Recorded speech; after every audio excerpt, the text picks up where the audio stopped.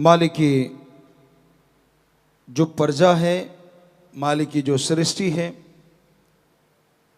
उस परम पिता परमात्मा ने, उस मालिक ने क्या गजब की बनाई है। कहीं भी आप निगाह मारें, आपस में सगे भाइयों के कर्म नहीं मिलते, हाथों की रेखाएं नहीं मिलती, पेड़ पौधे अलग अलग प्रजाति के, उनकी पत्ते शाखाएं नहीं मिलती। तो उस राम ने गजब कर रखा है कि जो वो बनाता है, ऐसा डिजाइन, ऐसी खुशबू इंसान नहीं बना पाता। प्रकृति में ऐसे ऐसे पेड़ पौधे, जड़ी बूटियां हैं जिनसे बहुत इलाज हो सकता है, जिनसे इंसान ही नहीं और बहुत से जीवों को फायदा होता है।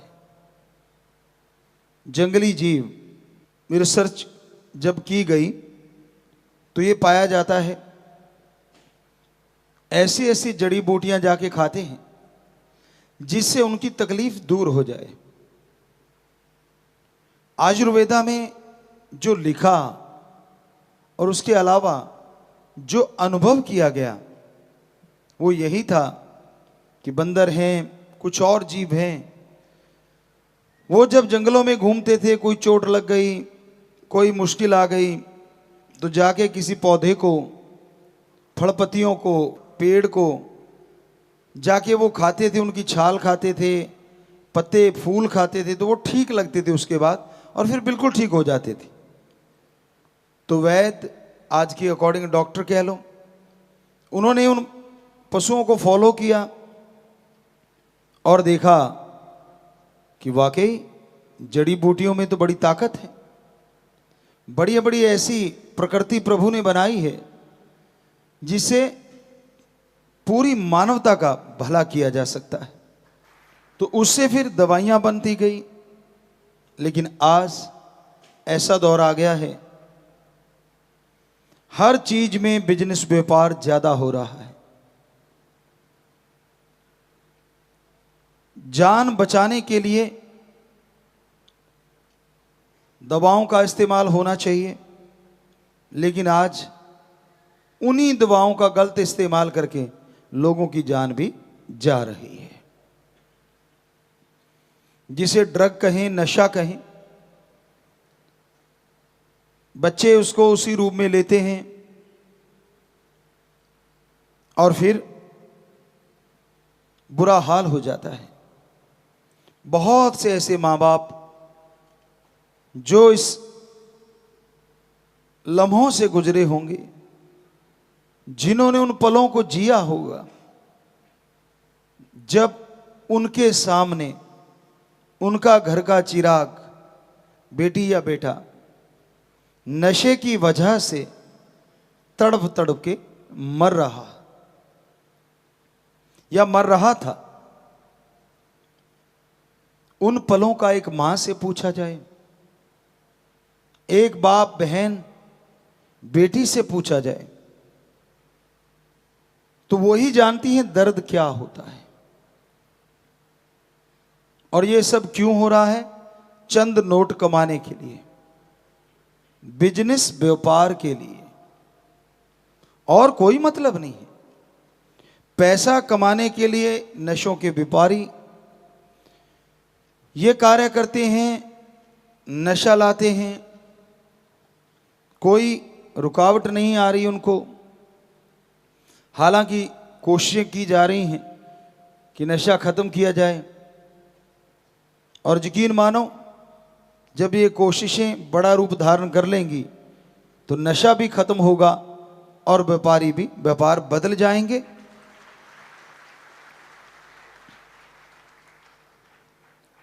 व्यापार के लिए बहुत विभाग हैं, बहुत सारी और चीजें हैं। तो परम पिता परमात्मा अपने संतों द्वारा अपने दया का, अपने रहमत का पैगाम भेजता रहता है कि भाई सतगुरु राम दयालु है,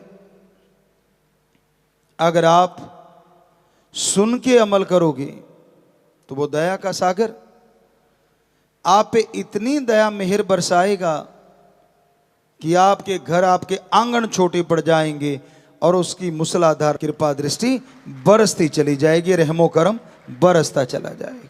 उसकी रहमत कैसे बरसती है? उसकी रहमत, उसकी कृपा जब बरसती है तो आदमी के अंदर आत्मिक शक्तियां जागृत हो जाती हैं, सोल पावर जाग उठती है और इंसान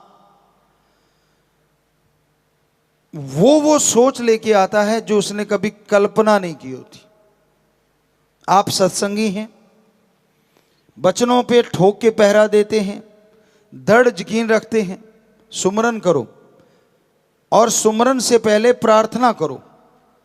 पढ़ने वाले बच्चे पढ़ाई की, बिजनेसमैन व्यापारी अपने व्यापार की, यानी जो भी आप अच्छा कर्म कर रहे हैं, किसान भाई बीज बोने से पहले कि मेरे मालिक हे मेरे राम, बीज बोऊंगा, फसल बन के ये मेरे पास आए और इसका कुछ हिस्सा तेरे बच्चों में लग जाए, मुझ पे कृपा करना, मुझ पे दया में रहमत करना। और फिर करो सुमरन, चाहे बिजनेस करते हुए, उसके बाद पढ़ाई करो या बीज डालो, यकीन मानो फायदा लाजमी होगा। लगातार सुमरन से फायदा बढ़ता ही जाएगा। तो इस तरह से मालिक की कृपा काम करती है। दिमाग बदल जाता है, सोच बदल जाती है और आदमी समझ जाता है कि हां, ये परम पिता परमात्मा की कृपा ही है, वरना मैं क्या था। बहुत से सत्संगी इस भावना को जाहिर भी करते हैं, भजनों के द्वारा, कोई बोल के, कोई लिख के, अपने अपने ढंग से, कोई नाच के। तो उस भावना से पता चलता कि हां, इस इंसान के अंदर परम पिता परमात्मा की कृपा हो गई। उसको बोल के बताने की जरूरत नहीं पड़ती, सोचने से पहले पूरी कर देता है। कोई सच्चा भक्त बन के देखो, अपना आड़ से नींद त्याग के देखो, जिनकी तड़फ लगी होती है ना। एक गाना किसी ने लिखा था, कई गाने भी रूहानियत में, सूफियत में चल पड़ते हैं। लगी वाले दा कदे नहीं सौंदे ते तेरी किमें अख लगी। शायद उसने दुनियादारी के हिसाब से बनाया होगा, पर सूफियत में बहुत गहराई है कि जिसकी उस परम पिता परमात्मा से आंख लग जाती है, फिर इस आंख में कोई दूसरा आ ही नहीं पाता, क्योंकि देखने का विजन बड़ा छोटा सा होता है। डॉक्टर साहबान जानते हैं, एक सेंटर में हमारे बिंदु होता है, एक छोटा सा, सारा पिक्सल वहीं से आता है। फोकस, डी फोकस, सारा कुछ फोकस करना, आउट ऑफ फोकस जाना, ये कैमरों का काम है। लेकिन राम जी ने ये जो कैमरे बनाए ना, ये आउट ऑफ फोकस नहीं होते। यहां देखो, चांद पे देखो, एक पल में इतना तो ना कोई कैमरा बना ना और कभी बनेगा कि इतना क्लोज, और एक पल में वहां और एक पल में यहां। ये उनसे भी कई गुना ज्यादा फास्ट होता है, कई गुना ज्यादा फास्ट, सेकंड के 100वें हिस्से से भी आगे। आंखें यूं देख के यूं देखती हैं तो पता नहीं कहां से क्या क्या देख लेती। और गजब तो ये है ना, क्योंकि हम डायरेक्टर हैं, बहुत मालूम डीओपी भी हैं, तो हमें पता है इन चीज़ों का। आपको पहले भी एक दिन बोला था कि एटार होता है, एक ऐसा लेंस होता है जो यहाँ तक दिखा देता है, फिश आई होता है जो यहाँ तक दिखा देता है। लेकिन गजब तो ये है ना, राम जी ने हमारी ये जो आंखें बनाई है ना, ये यहाँ तक दिखाती है 180 डिग्री। कमाल तो ये है, ये डीफोकस नहीं होती कभी भी, आउट ऑफ फोकस नहीं होता, पूरा दिखता है इधर कौन खड़ा, इधर कौन खड़ा। सेंस जागने चाहिए। लेकिन इस सबको इकट्ठा करके जब एक बिंदु पे लगा देते हैं तो भगवान भी आ जाते हैं। गजब है। कैमरे को जितना मर्जी फोकस करते रहो, कुछ भी करते रहो, भगवान का ढंग की पिक्चर आ जाए वही काफी है। लेकिन कमाल है ना, जब ये सारे पिक्सल इकट्ठे होके एक जगह इकट्ठे हो जाते हैं ये पॉइंट पे, तो फिर वो रास्ता खुल जाता है परमपिता परमात्मा तक जाने का। कमाल का ऑटोमेटिक विजन है, कमाल के ये लेंस हैं जो अलग से लगाने नहीं पड़ते। क्योंकि शूट करते थे, आपको बोला डीओपी, डायरेक्टर ऑफ फोटोग्राफी या जो भी नाम ले, तो उनका काम होता है जब वो देखते हैं कि मैंने कौन सा सीन लेना है तो वो लेंस बदल के दूसरा लगाया जाता है। क्या मैंने फोकस बिल्कुल क्लोज लेना है, अब मैंने वाइड एंगल लेना है, अब मैंने लोअर एंगल लेना, अब मैंने ये लेना है, तो वो सारे अलग से लेंस होते हैं। लेकिन क्या कहें उस परमपिता परमात्मा का जिसने ऐसे लेंस, और कमाल है ये इतने बड़े बड़े होते हैं, उठा के चलते हैं जब इतना वजन होता है, और इधर वजन तो है ही नहीं। जरा सी जगह, आप अगर डॉक्टर से पूछो कि जरा सी जगह होती है, और क्या उसका वाइड एंगल है और क्या उसका लॉन्ग एंगल है और क्या उसका फोकस है, जबरदस्त। इससे बड़ा तो हो ही नहीं सकता ना कि जब उसको टोटली फोकस कर देते हैं एक पॉइंट पे तो भगवान जी भी आ जाते हैं। पर इसको फोकस करने के लिए इस माइंड में राम का नाम लाना पड़ता है, उसको याद करना पड़ता है जिसने ये ऑटोमेटिक लेंस बनाए हमारे अंदर। तो उसको जब याद करते हो तो ये सब चीजों को आउट ऑफ फोकस करके एक जगह फोकस होने शुरू हो जाते हैं। वरना तो 180 डिग्री कोई छोटी बात नहीं होती। और जब मन इसको काम में लेता है ना तो ये पता नहीं कितना लंबा चौड़ा दिखाते हैं, कहां से कहां ले जाते हैं। सोच इनके द्वारा भी बहुत आती है और इसके द्वारा भी बहुत आती है। जो आंखें देखती हैं बिठा लेता है, ये पकड़ लेता है। जो कान सुनते हैं बिठा लेता है। तो भाई आप फोकस करें यहां पे और राम का नाम जपें, तो यकीन मानो आपकी तमाम मैल धुल जाएगी, आपकी तमाम बुराइयां खत्म हो जाएंगी और एक ऐसी बहार जिंदगी में छा जाएगी जिसकी लोग कल्पना करते हैं, हकीकत में नहीं। नींद तो फिर क्या है, जब दर्शनों की इच्छा हो तो घोड़े की तरह दौड़ के आते हैं। वैसे हम अपनी बड़ाई नहीं, अपने सदगुरु मौला की बड़ाई करते हैं हर पल। तो हम दर्शनों को आया करते, सुबह दीदार करके बेपरवाह जी से और चले तो वहां से काफी दूर पड़ता है, लगभग 150-200 किलोमीटर पड़ता है। और शाम सी के समय हम लोग 3-1 बजे गांव से 5-7 किलोमीटर दूर थे तो अचानक ख्याल कि नहीं वापिस चलना है। दूसरे कहते यार क्या कर रहे हो, गाड़ी मोड़ क्यों दी? यार आज बात नहीं हुई, आंखें मिली नहीं, चलते हैं। कहते मिली तो थी, हमने कहा आपकी मिल गई, हमारे वो वाली बात नहीं बनी। कहने का मतलब बेपरवाह जी का संदेश था, उन्होंने बुलाना था। तो उनको कैसे बताए, उनको तो यही कहना था, अब बहाना भी बनाना है ना, तो अब ऐसा करना ही पड़ता भाई, क्या करें, जैसी दुनिया उसको थोड़ा सा ओला पर्दा रखने के लिए। तो कहने का मतलब ऐसी चीज बेपरवाह जी ने अंदर से ख्याल दिया, तो सोचा कि नहीं अब तो वापस चलना है। अब इतनी दूर हमारे कई सज्जन थे जो साथ बैठते थे, वो डरते भी बहुत थे कि यार ये तेज बहुत चलाता है, और परमपिता ने ठप्पा लगा दिया जैसा कोई ड्राइवर नहीं, आगे से बोल नहीं सकते थे। अब बोले तो कैसे बोले, तो हमने भी क्या किया, हमने कहा यार वो लारे वाली बात, इनको क्यों डराना, हमने स्पीडोमीटर की सुई थोड़ी सी ढीली कर दी। तो वो 120 पे जाती तो झटके मार मार के 90 दिखाती, 80-90 80-90।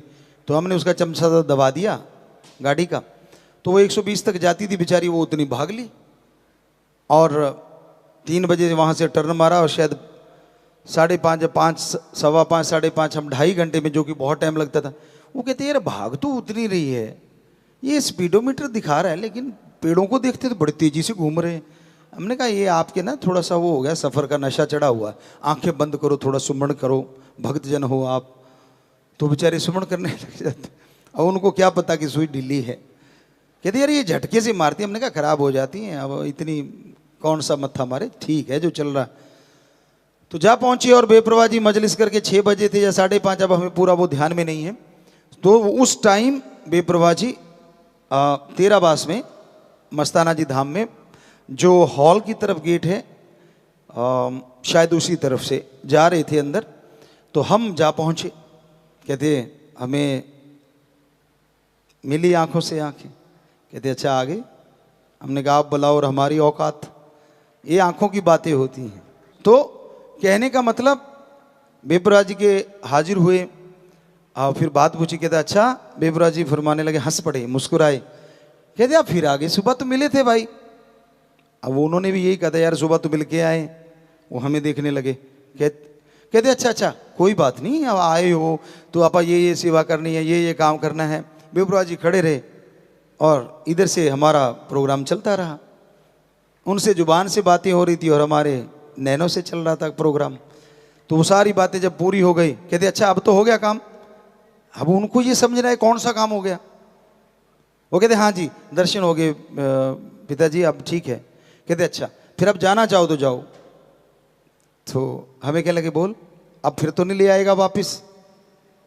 कहते नहीं तो यहीं सो जाते हैं। हमने कहा नहीं अब नहीं ले जाते। बेपरा जी ने बोल तो दिया यार, काम हो गया, अपने दर्शन हो गए बस।